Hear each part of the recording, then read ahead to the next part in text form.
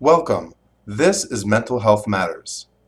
Our everyday language is riddled with the use of terminology of mental disorders.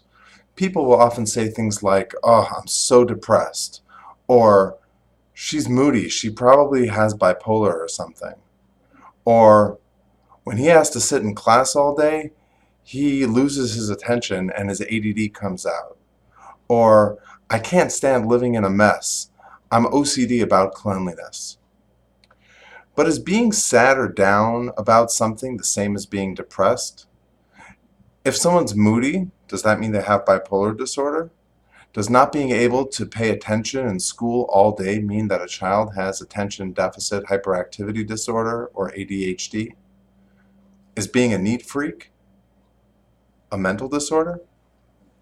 So in this installment today, I'm going to talk about some of the important distinctions between normal and abnormal thoughts, emotions, and behaviors.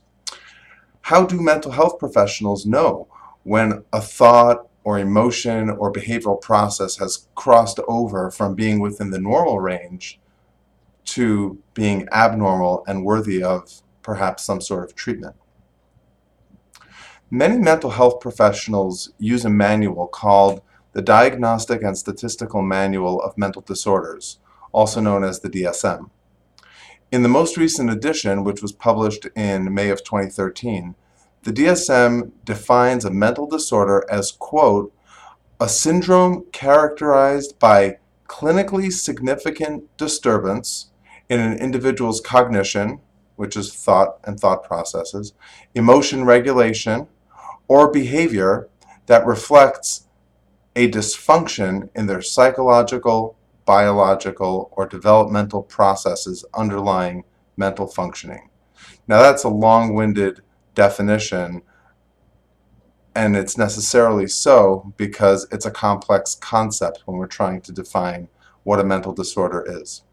Of course, there are some cases where a person's disturbance or dysfunction of thoughts, emotions, or behavior is so severe that it's difficult to deny that there is a problem and that the person warrants some kind of attention. But other times, the point where something becomes clinically significant, meaning that it's significant enough to warrant some kind of treatment, can be a little more difficult to pin down. So it's important to keep in mind that we all are created with the capacity to experience many different emotions. And for the most part, the variety and range of emotions that we can experience is vitally important to who we are and to our experience as humans. We do and we should become sad or angry at certain times. We aren't designed to be able to focus and pay attention for extensive periods of time. It's just not how our brains are created or how they work. And there's a wide range of individual variation and preferences when it comes to things like cleanliness or punctuality.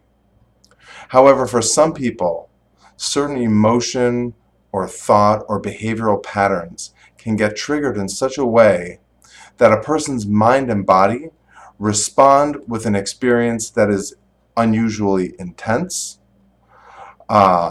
that may occur more frequently, or that may go on for an unusual duration of time. Often when this happens, the individual becomes unable to function at a capacity that's typical for them in some important life areas. So when diagnosed by a mental health professional, a mental disorder should take into consideration the person's specific circumstances. So it could be possible that there are two people who are experiencing the same set of symptoms, yet one is diagnosed with a disorder and the other isn't, because of how much dysfunction those symptoms are or aren't creating within that person's life. In future installments of Mental Health Matters, I will examine some of the more common disorders in a bit more depth and talk about how frequent and intense symptoms must be and how long they must last to qualify for a disorder. Once again, thanks for watching Mental Health Matters. Stay tuned for future installments. Mental Health Matters is here to provide accurate and reliable information about mental disorders and psychological health.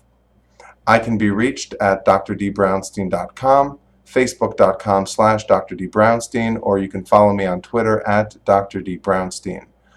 Remember, mental health matters.